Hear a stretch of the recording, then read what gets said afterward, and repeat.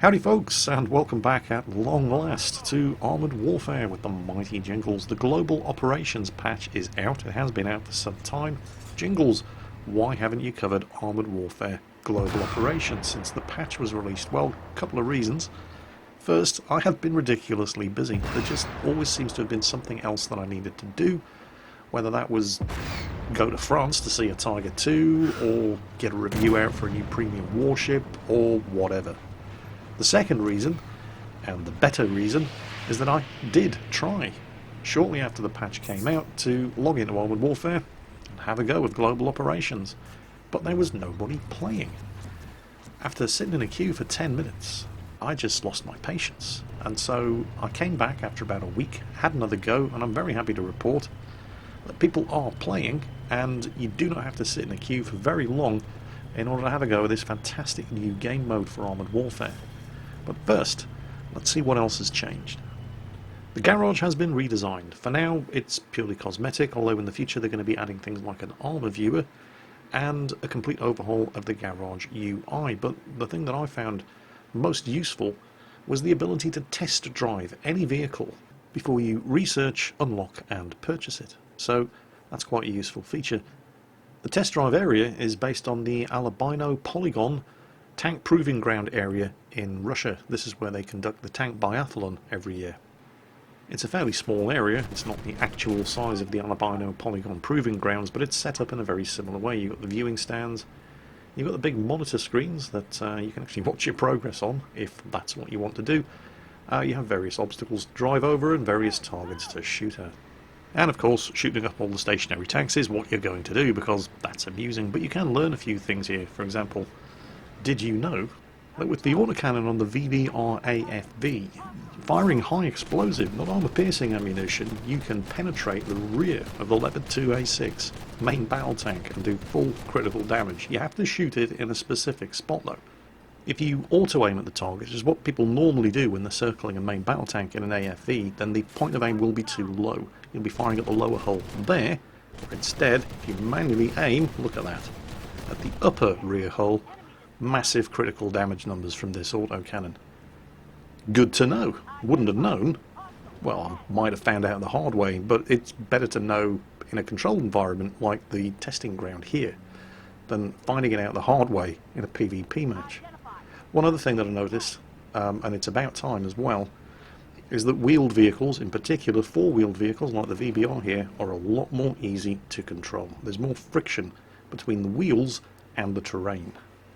And while we're on the subject, one other thing that I learned, which was very useful while messing around with the VBR on the test range, was that if you absolutely definitely want to do full damage to a C1 Ariete with your high explosive ammunition, don't waste your time shooting it from the rear, which is where you'd logically think you were going to do the most damage. Instead, get around the side, aim for the engine vents, and you'll penetrate with high explosive and do full critical damage. Om nom nom nom nom.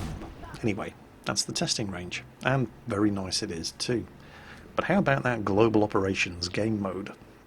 Since the first time I played Global Ops on the North American test server with Obsidian Entertainment, I have maintained that this is exactly what Armoured Warfare needs to save it from obscurity. It's what makes Armoured Warfare different from World of Tanks, War Thunder, and all of the competition.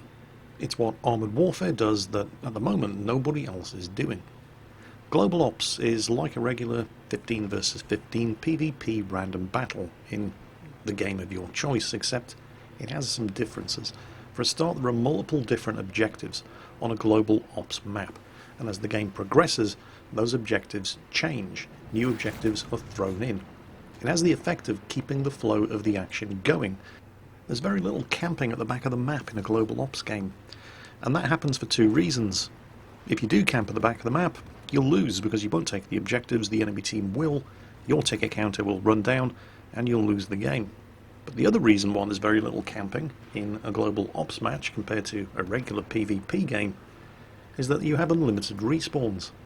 Now, losing your tank is not without its consequences. For every tank knocked out, your team loses points, but it doesn't mean that if you make a bad decision, it's game over. You can afford to be a bit more aggressive, try things a little bit more risky, push forward, take the fight to the enemy. Because if it works, you're a hero. If it doesn't, well, you just have to wait 15 seconds and then respawn. So that means that a global ops game in Armoured Warfare is a much more aggressive and fast-paced style of PvP deathmatch than, well, games of this type can be. It's not completely without its problems, however. And it's quite sad, really, because the problems associated with global ops in Armoured Warfare are not really anything to do with global ops in Armoured Warfare. Armoured Warfare has been struggling with a dwindling player base for quite some time now, particularly on the North American server and particularly on the North American PvP queues. Cooperative battle server population in both the EU and North America has been reasonably healthy, however, because once again, this is something that right from the start, Armoured Warfare offered that nobody else was doing. On the other hand, if you want to just jump into a tank and play a 15 versus 15 random PvP match, well, there are any number of games available where you can do that. And people have a lot of time and money invested in the other games where they can do that. So Armoured Warfare needed to be slightly more than World of Tanks 2.0 with a modern vehicle skin in order to tempt people away from their regular World of Tanks 15 versus 15 random battles. Global Ops promises to do that, and it does deliver. The problem for Global Ops was that there just weren't enough people playing it. Now, I don't believe that people weren't playing it because they didn't enjoy it. People were complaining that there weren't enough people queuing up for them to get a game of the new Global Ops game mode. They clearly wanted to play. But people weren't playing it because people weren't playing it. Now, that may sound a bit circular, so allow me to explain. How long is it acceptable to sit in a queue waiting to get a game? For me, it was 10 minutes. Beyond that, I lost patience. I'm a busy man. I had other things to do. Some people, 5 minutes. Some people, 1 minute. Some people, 30 seconds. And the longer people sat in a queue waiting for the matchmaker to actually put two teams together, well, the faster people lost interest. And the more people who dropped out of the queues, the longer it was taking everybody else to get a match. And the situation just compounds itself. So, yeah, that was a bit of a problem. I don't know if it was a failure on the part of Obsidian's publisher, My.com. Maybe the word just didn't get out. Maybe I'm partly responsible because it has taken this long for me to actually get around and feature a video on Armoured Warfare Global Ops patch 0.18. But for one reason or another, there just weren't enough people in the queues to give people a taste of what Global Ops was actually going to deliver. And so people didn't bother trying. Well, I'm happy to report that the situation is a lot better now. Certainly in my experience, I played Armoured Warfare Global Ops last night and I didn't have to wait longer than a minute and a half at the most in order to get into a game. So that was the first problem that Global Ops had. There just weren't enough people playing. It's better now, and I do firmly believe, because it is a great game mode, that the more people who try it, the better the situation will get, because they'll keep coming back for more. Unfortunately, that's where the second problem arises. There's only one map. Now, the Desert Crossing Global Ops map is pretty big. It's 30% bigger than the current biggest PvP map in Armoured Warfare. And the maps in Armoured Warfare were a fair size to begin with. But, well, it's still just one map. And that is a bit of an issue, because in order to maintain a healthy server population and keep the queue time down, so that new people coming into Armoured Warfare, because they've heard about Global Ops, they thought, that sounds good, I'll give that a go. In order to keep that server population up, you need the people who have already had a go of Global Ops to keep playing Global Ops. And if there's only one map, they're not going to keep playing it longer than an hour or two at the very most. They're going to get bored of the repetition. So there's a real danger at the moment, until they introduce more Global Operations maps into the rotation, that even the people who enjoy Global Ops and like playing it are just going to get sick of the repetition. They're going to drop out of the queue, which once again means that there are less people in the queue, and there's a real danger that we're right back to the situation that we had in the beginning, when people who have heard about Global Ops, like the sound of it and want to have a go, just end up sitting, staring at a queue timer, waiting to get into a game.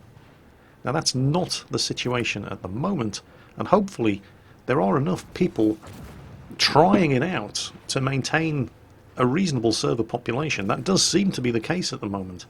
but they badly need to get new global ops maps into the rotation and published, and they can't afford to wait until the next patch to do it. As far as the game mode itself, I have nothing but good things to say about it. You've got changing weather conditions that affect the visibility and view range of vehicles. You've got multiple shifting objectives that keep the flow of the battle moving. It's a massive map with terrain that's suitable for all types of vehicles.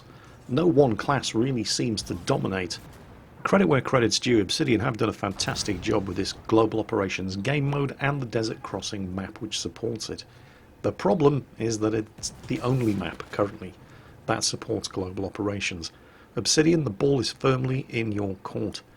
You've done a great job with this patch and with Global Operations as a whole, but there's not enough of it. We need more. You need to build on the success that you've established with this new game mode, and you need to do it fast because, well, people have short attention spans. It's really up to you. You put more maps in, I will play them, and I'm sure many others will as well. That's it for today, folks. Hope you've enjoyed today's video, and as always, take care, and I'll catch you next time.